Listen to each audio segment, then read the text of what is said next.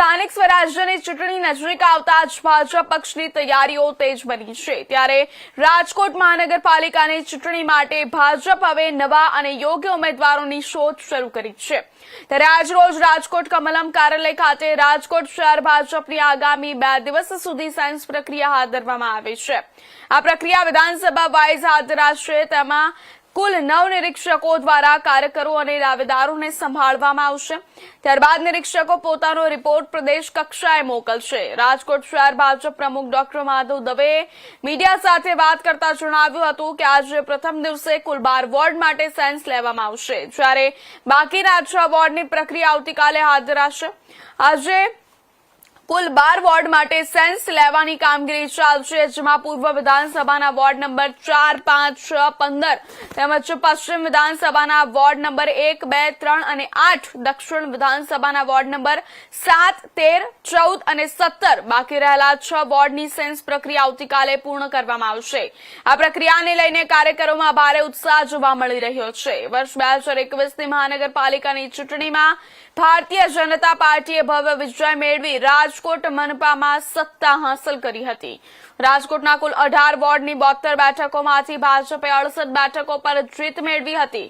ત્યારે હવે જોવાનું એ રહેશે કે ભાજપ પક્ષ તેના જૂના ચહેરાઓને રિપીટ કરે છે કે પછી નવા ચહેરાઓને તક આપીને આગળ ફતેહ કરે છે।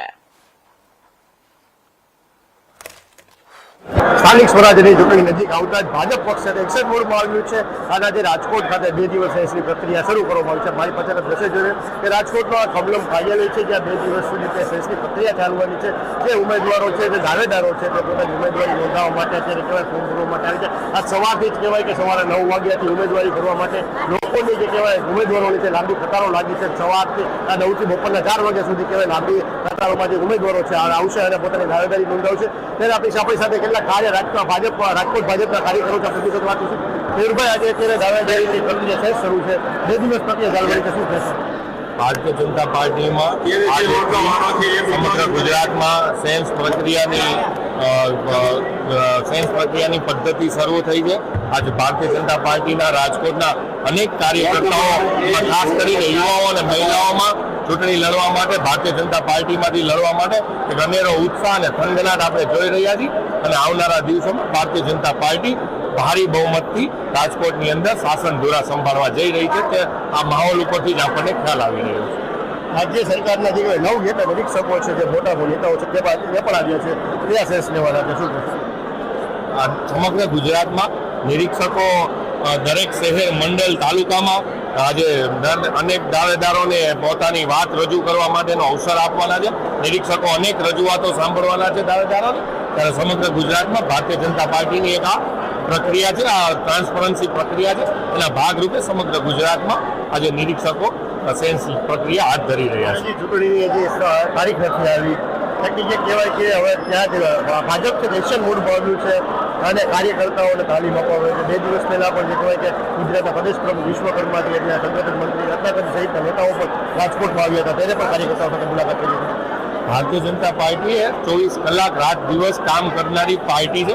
હંમેશા લોકોના સુખી થવાવાળી અને લોકોના દુઃખે દુઃખી થવાવાળી પાર્ટી છે। પાર્ટીના કાર્યકર્તાઓ છે, ચાહે સત્તાના સ્થાને હોય, સંગઠનના સ્થાને હોય, ભારતીય જનતા પાર્ટીના કાર્યકર્તા રાત દિવસ જોયા વગર હંમેશા એક્શન મોડમાં જોઈએ છે। ચૂંટણી તો એક પ્રક્રિયા અને વ્યવસ્થાનો ભાગ છે, બાકી ભારતીય જનતા પાર્ટી હંમેશા લોકોની વચ્ચે રહી છે। એટલે હંમેશા અમે લોકો કોઈ પણ પરિસ્થિતિ માટે હંમેશા અમારા કાર્યકર્તાઓ તૈયાર જ હોય છે। તો આ રાજકોટ શહેર ભાજપના કાર્યકર ખાસ વાત જણાવ્યું છે કે જેમ જેમ સ્થાનિક સ્વરાજ્યની જે ચૂંટણી છે નજીક આવી રહી છે, ત્યારે ક્યાંક ને ક્યાંક ચૂંટણી એક્શન મોડમાં જે કહેવાય ચૂંટણીના સારા પરિણામો માટે સાયન્સ પ્રક્રિયા છે રાજકોટ ભાજપ શહેરના ઉમેદવારોની કરવામાં આવી છે। 9 જેટલા જે કહેવાય કે ઉમેદવારો છે તે અત્યારે આવી ચૂક્યા છે અને 9 જેટલા નિરીક્ષકો છે તેના દ્વારા તે સાયન્સ પ્રક્રિયા લેવામાં આવશે અને સ્થાનિક સ્વરાજ્યની ચૂંટણી માટે આગામી સમયમાં ઉમેદવારો નક્કી કરવામાં આવશે। હાર્દિક કોલે સાથે